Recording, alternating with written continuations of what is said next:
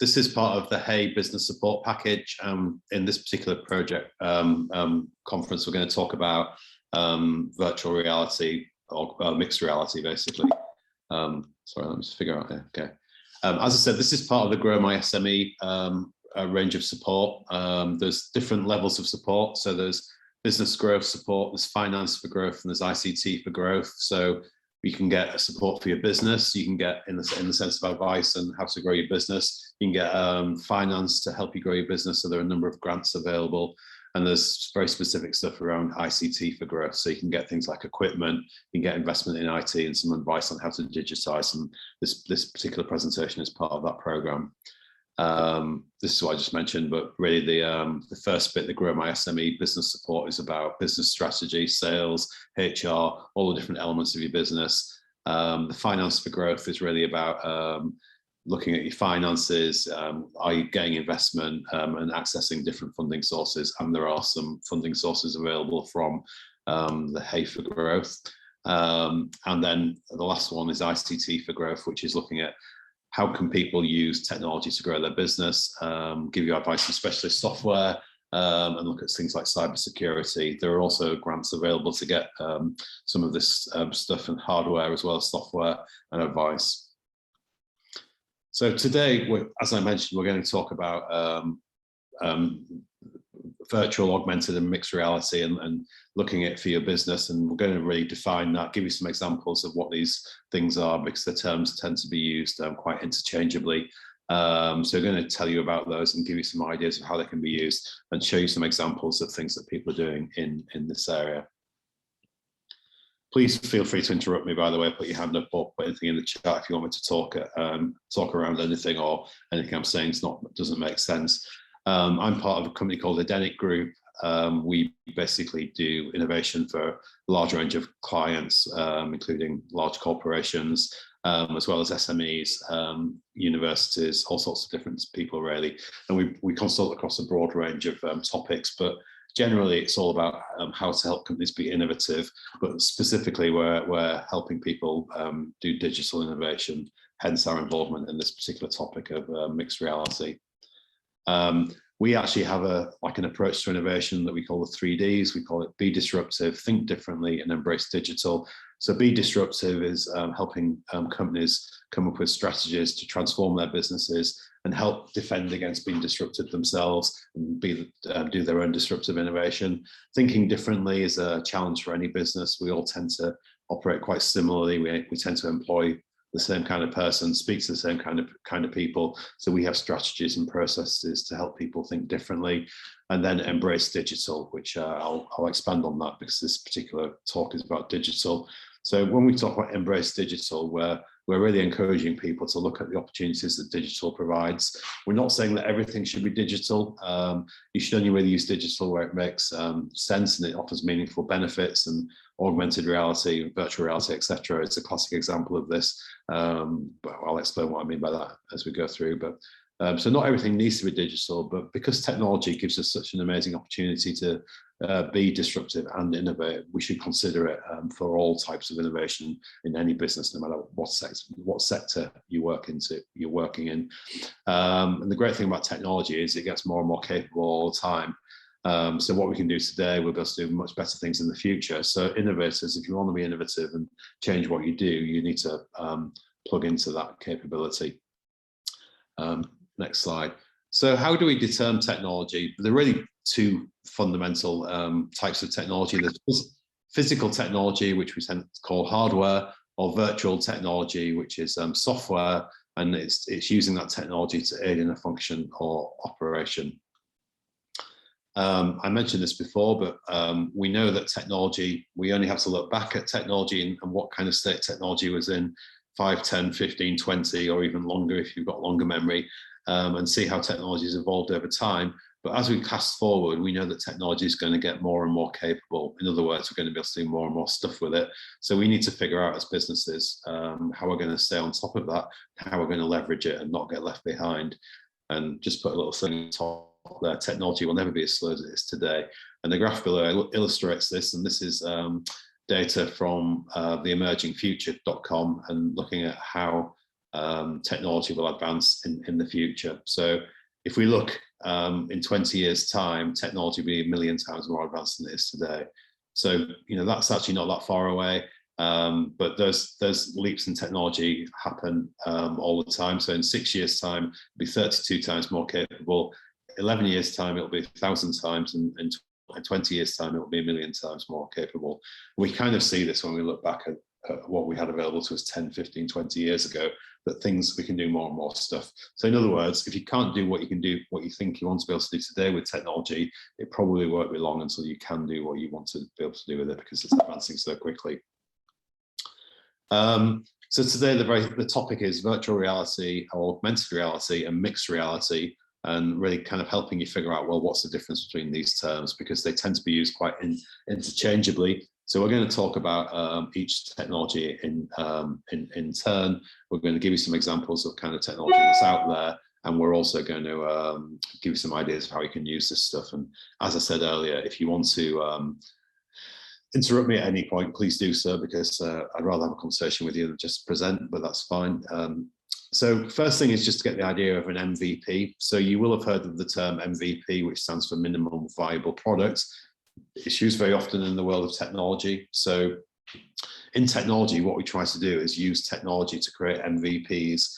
And what this means is we can prototype and experiment with technology to offer meaningful products. So in other words, we don't wait to develop a product until it's 100% ready to be used. We try and get it out there as soon as we can to offer benefits to people. So a minimum viable product is a product that has enough benefit to be launched, but is maybe not optimized yet. And what we do is we launch it, and then we'll learn from that launch, and we'll optimize that product to get on the journey to the ideal product. And that's what we call an MVP. We like to add another M into the MVP, where the second M stands for meaningful, because the minimum viable products doesn't just have to be something rubbish that you put out there that no one's going to be used. It has also to be meaningful, because if it's not meaningful, people are not going to use it and not going to learn anything useful from it. So Google Glass was a really good example of an MVP when the guys at Google first made smart glasses, which are an iteration of virtual reality and augmented reality. They just did it in a lab, took a piece of took an actual physical pair of glasses and put some technology around it. Clearly, this wasn't a consumer product at this point, but it allowed them to experiment with what was possible with the technology, and then led on to the first version of Google Glass, which wasn't particularly successful, but they're working on it today, and they're bringing out the next version in the not too distant future, which will have much more functionality. The next slide. I'm just going to show a quick video. Sorry, I just explained this video. It just kicks in over me talking. This is an art project actually by some Korean artists looking at the future of augmented reality. But I'm just going to play it really quickly, because it's an interesting example of using AR. I'm not going to play the whole thing because it's 6 minutes long, but I'll flip through it for you.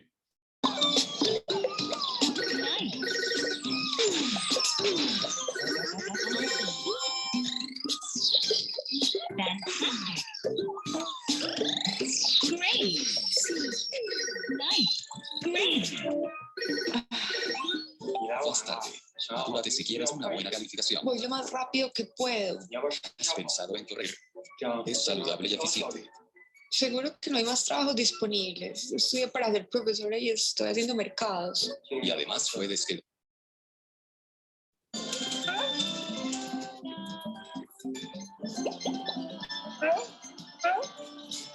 No, cállate. I'm just going to hold the video there, but what this video is trying to show is a future where augmented reality is embedded into our daily lives. So it starts with the girl, the person's on the bus, basically have a whole augmented reality in front of them. It could be virtual reality, and I'll explain what I mean by that in a minute. And they were effectively, they were playing a game on the bus that was projected in front of them. Their lifestyle coach was telling them about how many steps they should be doing a day. They're now in a supermarket, and you can see that supermarket environment is augmented with a little dog and a kennel on top of the trolley. It's got offers and telling you about the products as you're going down the line. So this is like as I said, it's actually a Korean art project, but what they're trying to draw out here is like a fairly dystopian view of the future where our whole lens of the world is overlaid with digital information. It's highly commercial, it's quite intrusive, and it looks like a fairly annoying future. But what we can do this today. You know, you can go to the supermarket and have augmented reality and indeed virtual reality. It's just that it's not quite as intrusive as this today. But what we're trying to spell out here is that we don't want to create a future where augmented reality and virtual reality and mixed reality is impinging on every aspect of our life and really distracting us from our lives. So we need to be using it a bit more sensitively.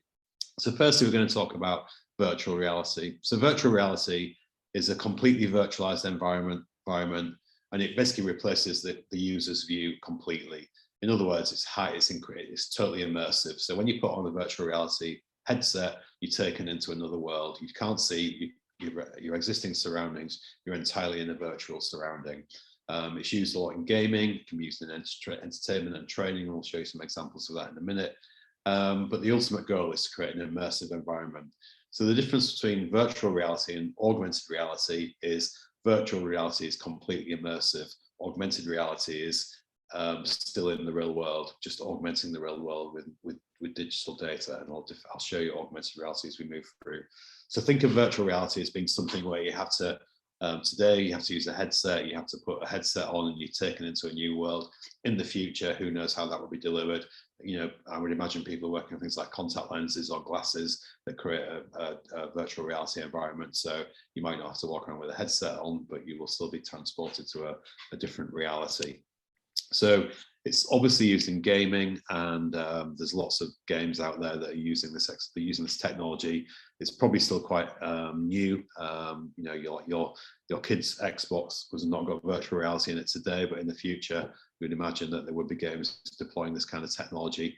And the beauty of it is it takes you into an immersive environment. And what we can see in this particular game is called Beat Saber. The guy's got a headset on, he's got two handheld units, and he's basically slashing away objects as they come to him down a virtual gaming arcade. You know, if you were in the room with him, you wouldn't see any of this. Only this guy can see it. So it's great for gaming because it creates an immersive environment. Can also be used more professionally in training. So it's used in training where we want to give people capability before they're actually doing the operation, where it's either dangerous or could cause harm.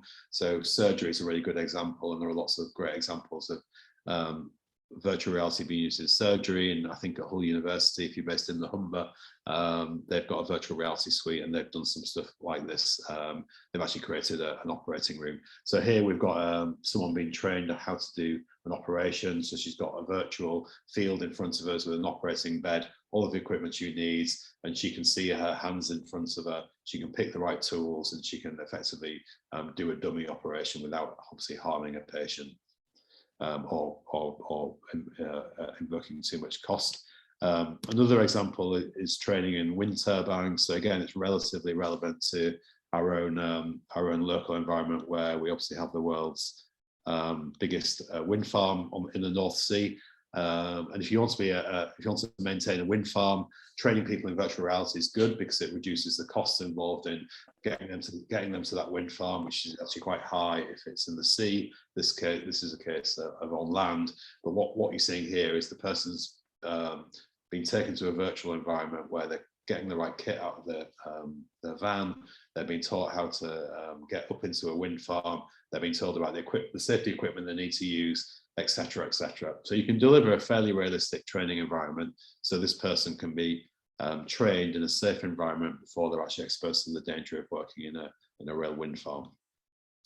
Another really good use of virtual reality is in entertainment, and there's a really good example in the last World Cup where the BBC actually had virtual reality World Cup coverage. So you could actually use virtual reality to view iPlayer football matches. And you could actually choose the position you are in the stadium. So you could watch the match from behind the goal. You could go to the top of the stand, wherever you wanted to watch it. And it basically gives you the sensation like you're actually in the pitch as opposed to watching it in 2 dimensions in your living room. So it's a much more immersive environment for watching the football or any other entertainment event, when you can actually feel like you're there. Because it's immersive, you're immersed in the atmosphere, you have spatial audio, etc., etc. So you can create quite a realistic environment for entertainment. We've seen people doing music through VR, so that Tom Grennan did a show from the O2 Brixton Academy where you could actually experience that show from your living room using virtual reality. So again, using the technology to make you feel like you're in there, so you can look around, you can see the perspective of a person actually attending the show from your own living room. We mentioned medical training, but it's virtual reality is also used quite usefully in rehabilitative training, so physiotherapy, rehabilitative medicine. So these are people who have suffered serious injuries in a car crash, for example, or potentially post-operative recovery. So in this particular case, the guy's using an augmented reality, taking a penalty kick. So they've gamified his rehabilitation. So it's a nice way to gamify elements of rehabilitative medicine. Another beauty of VR is you can actually create a collaborative environment. So in this instance, somebody's looking at what looks to be a skull and looking at some of the bodily functions that go on inside the skull, and it's got 4 colleagues standing around a virtually placed object. They can all see exactly the same thing through their glasses from their own perspective, and they can interact with it with their handset. So they can point out things and they can basically manipulate that object in the middle of the room. In this case, the guys are in the same room, which begs the question of why they're using the headsets, but it allows them to see the virtualized objects, but they could be anywhere in the world. So you could collaborate with colleagues around the world through a headset where everyone can see the same thing in front of them, everyone can manipulate it, you can effectively play with something, it almost recreate the physical environment, but doing it digitally. So that's virtual reality, some examples, but what's the point and when should we use it? So virtual reality is great for scenarios and environments that would be costly, hazardous, or otherwise just not feasible in the real world. So in other words, training, simulations and demonstrations where you want to get people to be able to do things in a safe environment, not harming what the operation they're doing, so they're not breaking the wind turbine, they're not harming the patient on the operating table. And it's great because it creates an immersive environment, and it really takes you out of your current situation and puts you into that situation. So it's also good for that reason for entertainment and gaming. Where it's not so good is where you need to be aware of your surroundings, or where you want to actually look at and play with real world objects, because you can't see your surroundings, and you can it'd be difficult to use interact with real world objects because you've got this headset on. So an example of that would be in a museum. So if you're in a museum with VR on, there wouldn't be a lot of point in being in the museum if you're looking through VR. And that might be an example where augmented reality would be better, and we'll talk about augmented reality next. So in other words, the immersive environment is really good for putting you into the perspective of that environment, but it's less good if you need to still see the physical environment. And you know, there's lots of examples where you can think that would be relevant if you actually got this headset on, you can't see your colleagues, or you're in a factory environment and you might have to be aware of things whizzing around you. It wouldn't be great to have a virtual reality headset on in that particular use case. Augmented reality is different. So augmented reality is where we actually augment the real world with digital information. So it effectively overlays digital assets and information into real world environments. So it's using things like your smartphone screen or smart glasses to basically put digital information in front of you that helps you make sense of what you can see in the real world. So it's less immersive, but it's equally effective in terms of delivering information. It's used a lot in social media. If you use Snapchat, you'll be very familiar with augmented reality. And its real goal is to enhance information whilst you're interacting in the real world. So I mentioned social media. So Snapchat, you can do things like augment your appearance with different novelty things. So you can what the app, the camera on the phone identifies where your face is, and they place things on there. In this case, it's in the context of social media, so it's all about being funny, being weird, and trying to make people laugh. But you can see how this might be useful in other environments, like trying on makeup, trying on clothes, looking at glasses, that kind of thing. So that's social media. Games, there's a very famous example of augmented reality was Pokemon Go. So you had people walking around the real world finding Pokemons, and those Pokemons were found by augmented reality. So you'd be walking around, the Pokemon would be augmented in front of you, then you could collect that Pokemon. So it's using GPS and it's using augmented reality to put those digital Pokemons objects into your real world, but you're looking at it through your smartphone, so that allows you to still be very aware of your circumstances and the environment you're in. It's used heavily in marketing and promotion. I'm just going to quickly play this video just so you get an idea of an example. Again, I won't play it all, it's 2 minutes long. But L'Oreal have an app called Makeup Genius that basically allows you to use your phone to try on makeup. So you can experiment with makeup using their app. And what it does is it effectively identifies your face. So what's happening here is the girl is basically interacting with the app. The app is detecting her face, and now she's selecting products that she wants to try. And the app is now going to put that product onto her face. So as you can see, she's put some eyeliner on in that case. Now she's trying a whole look, so she's got lipstick on, eyeshadow, etc., etc. And then this now allows her to use those products in the real world. So it's a nice execution by L'Oreal. So this girl can play with makeup. She can recreate what she's seen in augmented reality using their products, and presumably is quite happy with herself. The alternative of this would be spending hours in front of the mirror, putting makeup on, taking it off, and wasting loads of makeup. So quite cool iteration of augmented reality. Another example for anyone who wears glasses, you've probably done this yourself. Pretty much all opticians now allow you to try glasses on using augmented reality. In this case, it's very similar to the last example. You effectively use your webcam on your phone or your tablet or your laptop, and it identifies your face. You choose a pair of glasses, and it places those glasses to where they should be. So it knows where the bridge of your nose is, it knows where your ears are, and it'll effectively allow you to try those glasses on. What's interesting about this is it's done to scale, so it's measuring your whole face, and it's putting those glasses on at a scale that makes sense for your face. So you get a fairly good example of understanding of what those glasses to look like. So this could save you time when you're actually in the opticians. You've already decided which glasses you want, but equally this is powering online opticians. So a big problem with going to the opticians is you have to try glasses on physically. You can now do that online. I can go to an online opticians, give them my prescription, and I can choose some glasses that suit me. So it's powering new kind of business models. In promotion, a lot of FMCG brands and retailers are using it. So the example on the left is Heinz, who basically created an AR where use your phone camera to recognize the pack. So it detects the pack and recognizes it using a digital trigger, which could be a hidden watermark in the label, or it could be a QR code, or it could be a trigger from the shelf. And what's happening here is it's actually opening a recipe book. So it's giving you recipes where you can use Heinz tomato ketchup in those recipes. So a really good way to engage consumers and get people to buy your products.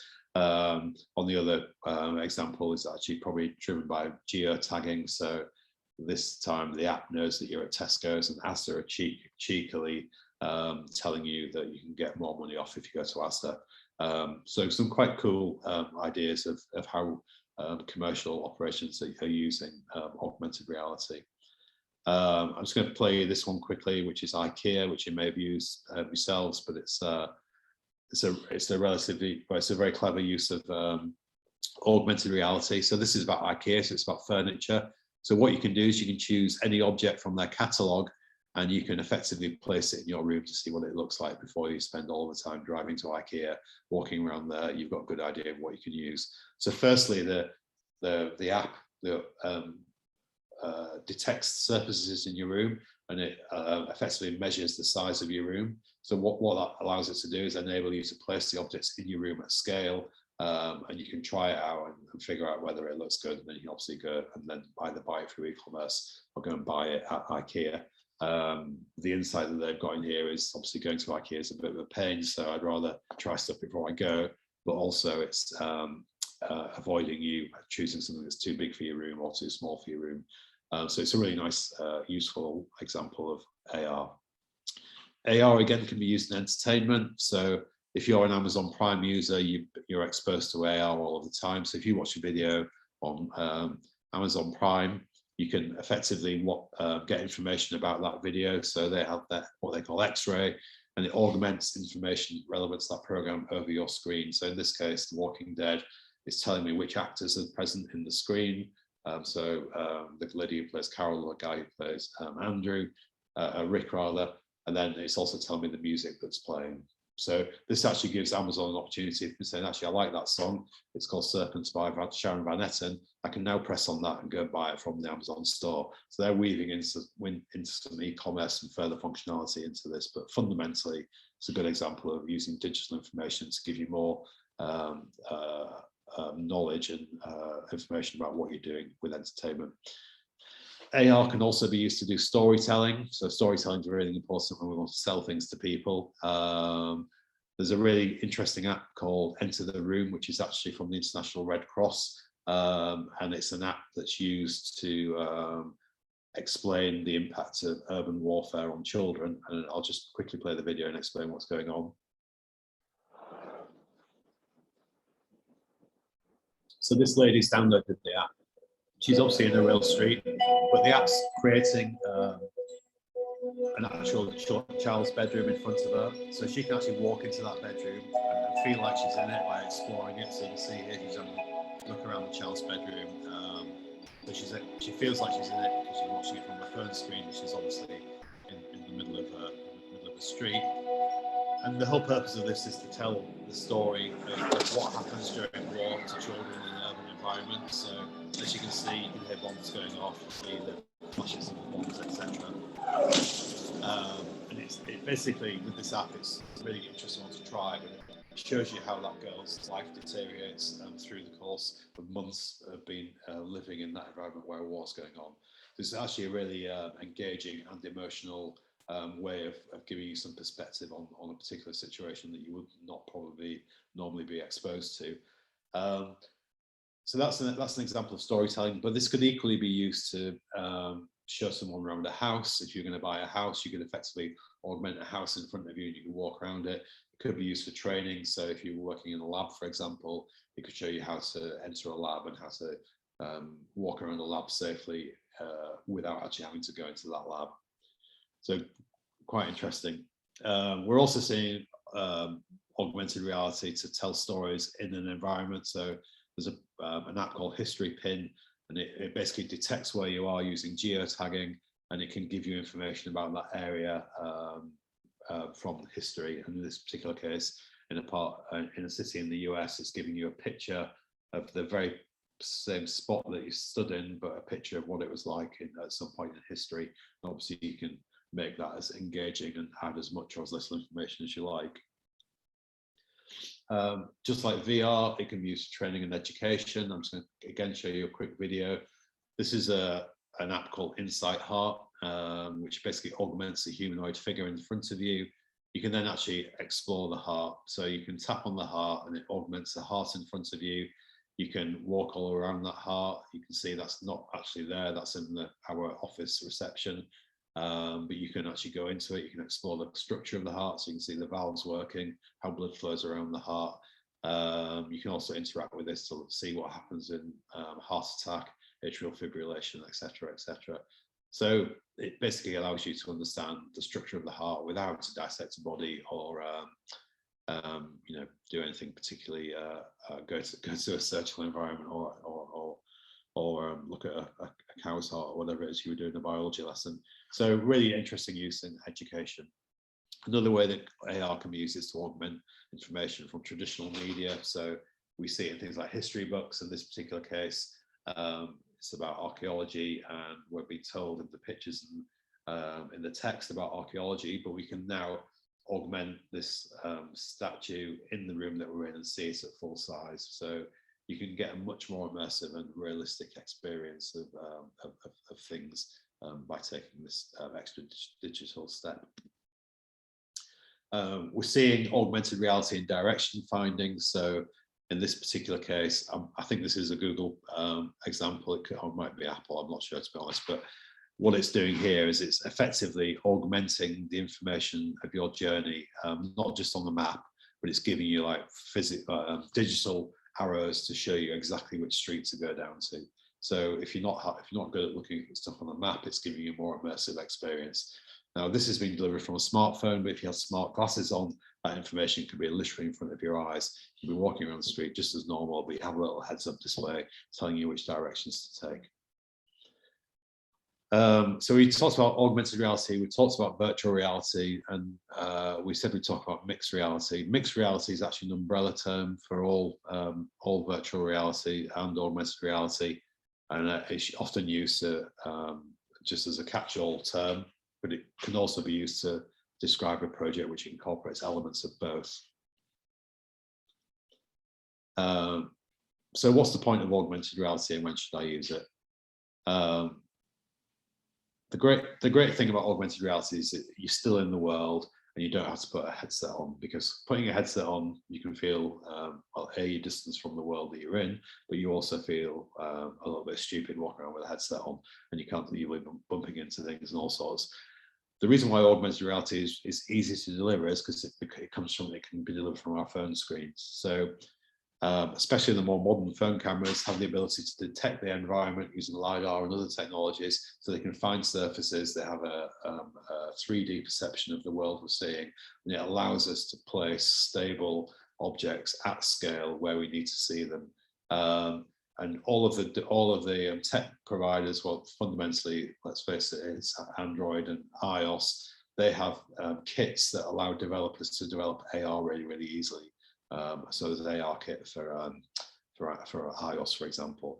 So this software and capability through the phone makes it quite easy for developers to develop AR. What's good about AR? It's a way to enhance and create new information interactions with the real world by putting this information over the real world, but it doesn't take you out of the real world. And it can give you information that's commercially or educationally useful. It can give you data about your environment. If you've got a heads-up display on your car, it's exactly the same thing. It's using the windscreen or a plastic panel in front of you to give you information on directions or speed or other things that are relevant to your driving experience. You can manipulate real-world images and videos on there. You don't need additional hardware, so you don't need the glasses, the headsets and the handsets and all this kind of stuff. You just use your phone, and you're still aware of your environment and other sensory input. So you're not going to get run over when you're walking down the street. You're not going to be put in a dangerous position because you've got a headset on, you can't see what's happening. And it can be done at low cost, and it's relatively easy to deliver. The only thing it's not good for is creating a fully immersive experience. So go back to what we talked about with VR, like watching the football, you literally feel like you're there because you can look around, you can see everything you would be able to see if you're actually at the match. With this, because you're using a screen to in the real world, you still feel like you're part of the real world, which is not quite as immersive, but it's good for the other reasons we just explained earlier. I'm going to quickly talk about anchors and triggers because they're really important when we're talking about virtual reality and augmented reality, because we need to know where we are and where we're putting this information, and anchors and triggers help us achieve that. So an anchor effectively allows AR assets to be generated at the right size, perspective and orientation, so they look right in the environment you're putting them on in. So in the video here, what you would normally see in an AR application is you're asked to move your phone around, and what it's doing is effectively detecting surfaces where it can place objects. So it's called setting the anchor. And what that allows you then to do is to track the user's position in relation to that object. So you can walk around it, you can walk through it, you can create a room inside, you can walk in that room. Because you've anchored it, it's effectively created around you. And your phone knows where you are, so it allows you to create a more realistic experience. Triggers are things where we can basically create a digital trigger or like a signal trigger, which basically starts the experience when we interact with that trigger. So this is a good example with, I think it's called 9 Crimes Wine. You can actually interact with that bottle using AR, and it actually brings to life the label. So you can see here that this person's interacting with the label. The label is then like coming to life and talking. And that talking could be talking about the brand. It could be talking about where the wine's from. It could be doing lots of interesting things like competitions, other ways of engaging customers. But you can think this could be used for like on a photocopier. So you could have a label on a photocopier, you interact with that, and then your phone tells you how to use the photocopier. Substitute photocopier for car, elevator, charging station, etc., etc. It's a way of delivering training information without having to have a screen or someone there telling you how to use something. You just use your phone. So that offers any possibility, limitless possibilities for commercial deployment of this technology. Excuse me. Another trigger is a beacon. So beacons use near field communications technology, or things like Bluetooth, to effectively communicate to phones in an environment. So if you sold a product in a supermarket, you could put a beacon in that supermarket so that when a customer walks past the shelf, you could send a message to their phone, which could be about promotions you're doing, why your product's better than other people's products, might be information about sustainability, etc., etc. So you can interact with the consumer at the point of purchase. You can also use beacons in like a sporting environment, for example. So you might go to a sports environment when you're in the stadium, your phone's interacting with a beacon, it might give you information about the team, what happened in the last match, what future fixtures are coming up. So it basically allows you to interact with people as they walk past points that are triggered by these near field communications. Again, fairly limitless possibilities for interacting with people through their smartphone in relation to this kind of technology. Another way to do these triggers is geofencing. So this uses GPS to trigger a push notification to a phone. So when you enter a certain geofenced area, whoever's created that geofence can ping stuff to your phone. So again, you could be walking past a shop and that geofence, you've entered the geofence data, so you've entered the proximity of the shop. I can now interact with you as a consumer through your phone, telling you to come in for a free coffee, or I've got a 50% offer, etc., etc. And you can set those geofences as wide as you like and as narrow as you like. You can't have them that narrow because there are limits to privacy that restrict how narrow you can do a geofence, but you can basically understand when people are entering an area and give them information that might be relevant through a push to their phone. In terms of innovation that's coming, we've got things. Sorry, I'm just going to pass on.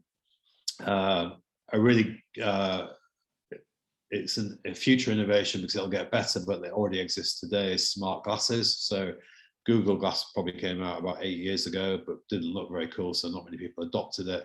But they're working on the next generation of smart glasses, which are way cooler.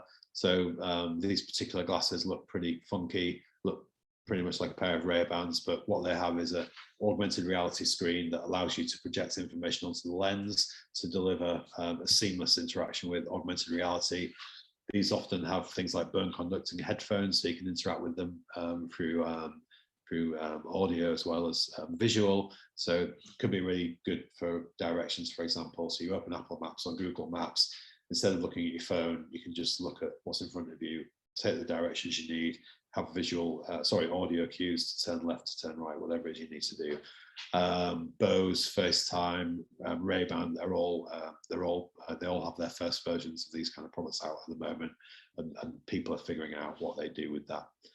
We can put VR and AR into smart fabrics, and there's an example there. So you can have sensors in your clothing that are detecting the environment you're in, and maybe your condition, and giving you information through AR or VR relevant to where you are through that.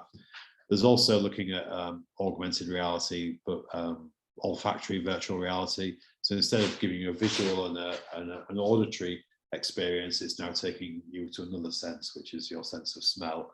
So you have VR glasses now and VR headsets that actually emit fragrances to make that augmented reality experience even more visceral. Our sense of smell is actually our most evocative smell, so it's really interesting to have a VR, so visual auditory experience, but adding another factor to that with the sense of smell creates a highly immersive environment. So there's loads and loads of cool stuff happening, and we'll see some of this stuff fall by the wayside as people don't adopt it, but almost certainly we'll be having more augmented reality in our lives. So whether that's through our car windscreen, our heads-up display, our telephone, smart glasses, whatever it may be, we're going to be interacting with this stuff more and more as the future goes on. So anybody who wants to innovate in this field needs to figure this out. So how do you get started in this world? If it's all new to you, you may not have the capabilities to do it, but there are lots of people doing augmented reality already.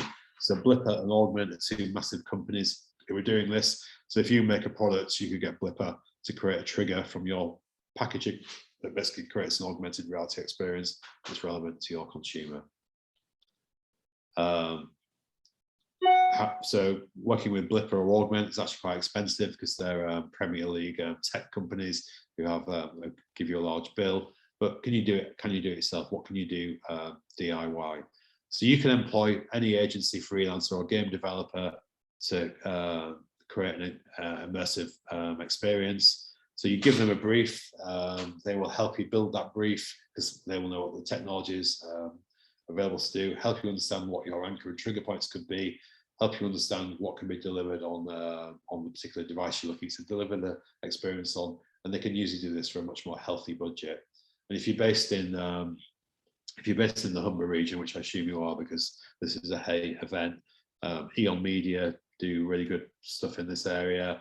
There's Visor, who are a startup from Hull University. There's Clay 10, who are based at the Ergo at Bridgehead Park. There's a number of guys who can help you do this stuff locally, and they've done some really interesting work, and their prices are pretty reasonable.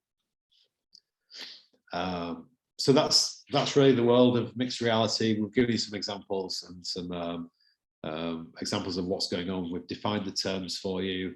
We've told you that there are local people out there that can help you. There are also Premier League tech companies who can help you. But Hay can also help you through some of the programs that we have.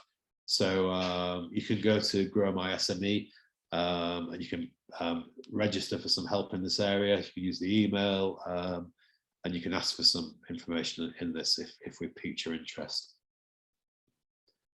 The next webinar that we're doing in this area is around 3D scanning and printing. That's on the 15th of December. And you can register for that using the sites that I just told you about then. Sorry, I've just flicked onto the, flicked onto the link inadvertently. So yeah, the next masterclass you can register for on Grow My SME, go to the events tab.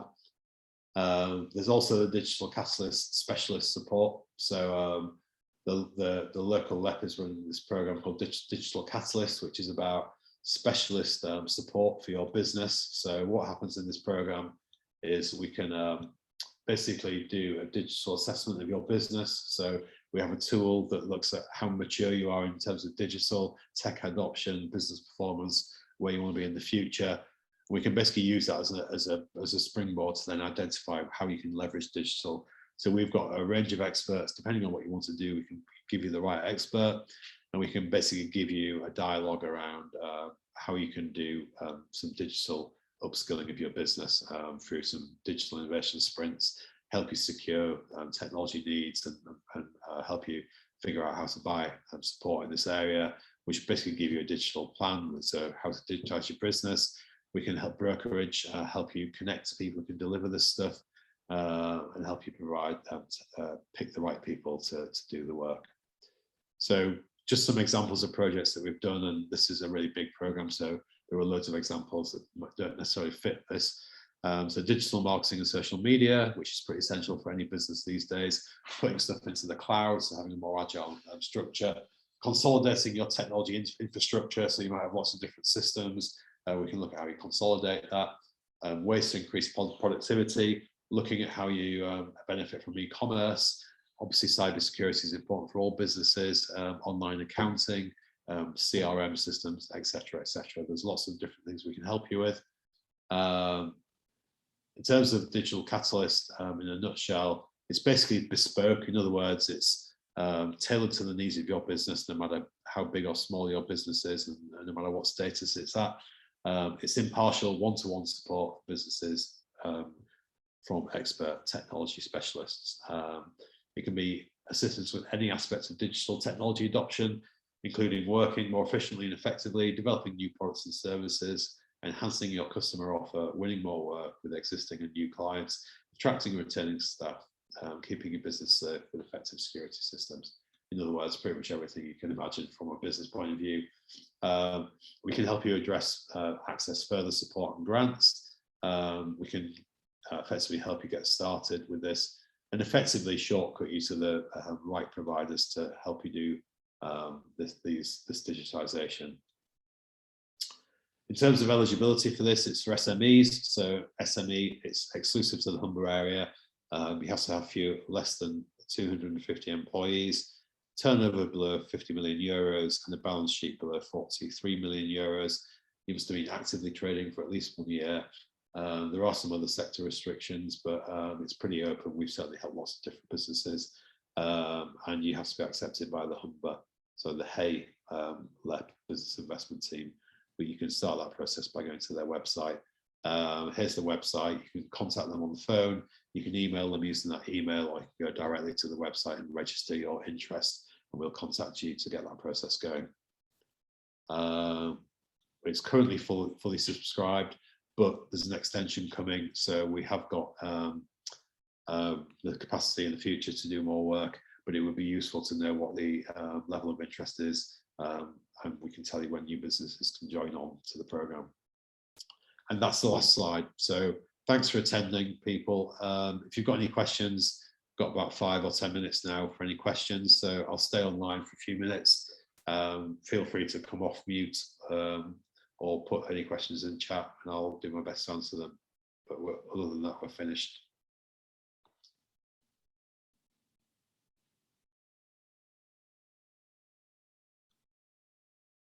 Hi, Jaska, have you got a question? Feel free to answer it. Feel free to ask it, rather. Excuse me, sir. My name is Joshua Figueroa Jubilate. I'm from Indonesia. Hi. So, actually, on your point on making AR and VR on education, actually, I agree with that. So, I'm an undergrad student in industrial mechanical engineering. Yeah. And unfortunately, due to the pandemic, yeah, my campus is actually on the other side of the country, and I can't, really study immersively with my friends or with the lecturer. Yeah. And due to studying on screen, unfortunately, there are no better way to visualize the subject matter from the class. And in regards to that, I've actually tried to discuss with one of my lecturers in computer-aided drawing. So yesterday we discussed about VR and AR in education and also in industrial purposes or applications. Yeah. For instance, in pre-production inspection, also in education. Especially, there are a few labs in my program, and usually we go to the lab twice a week or once a week usually. Yeah. But due to the pandemic, we can't really use it, and we can't really have a more immersive type of learning. So thank you on the point there, sir. Yeah, Jaska, I obviously, everybody who's at university is experiencing this, having very few face-to-face lectures. Obviously, if you're doing a course like engineering or science or medicine, it's really important to have that hands-on experience. And if that can't be delivered, there's obviously an opportunity to do that with VR and AR. It would take quite a long time to basically build a program specific to a particular operation, but you can still interact with each other using smart glasses. So there are smart glasses that has like a camera on there. So your lecturer could be, have a piece of engineering in front of him and he could be looking at it through these glasses and all the pupils would see what he's looking at. And it would be a way to explain that. Obviously, if you had time to develop a VR application of that, then even better, that would be much more immersive. But clearly you're living proof of the need for a more immersive education. So yeah, I feel sorry for you guys who are sat at home as students if you're doing a topic like that.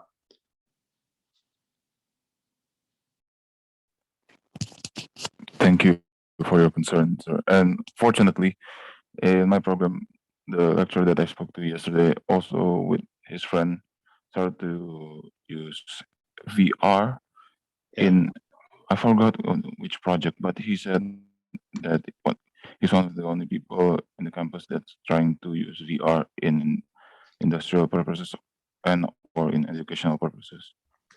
Yeah, so that's why. Yeah, I think a lot of this is early, and obviously education's a relatively sort of conservative, traditional thing. So it takes a long time for these technologies to be adopted. I've just put an example of a program on here that's quite interesting. I'm not sure if I've spelt it rightly. It might actually be A10D. I think it probably is. The last one that I put on there, A10D. If you Google that, it's basically it's a platform that allows you to create an avatar and go into like a space, and you can interact with other avatars. So you can effectively create a conference or a meeting where it's a bit like a Wii, remember Nintendo Wii, where you basically have a load of avatars walking around a restaurant or a shopping sports environment, but they've created it from a meeting space. So you could basically create like a lecture theatre environment where all of the students would be in there with their avatars, the lecturer would be at the front, and the lecturer can display whatever information they want to display digitally on there as well. It's not quite AR or VR, but it's an immersive environment for education and meetings. It might be worth you having a look at that. It's a relatively low cost solution. I don't know the exact prices, but it's not ridiculously expensive, and it's I personally think it's really interesting way of connecting people.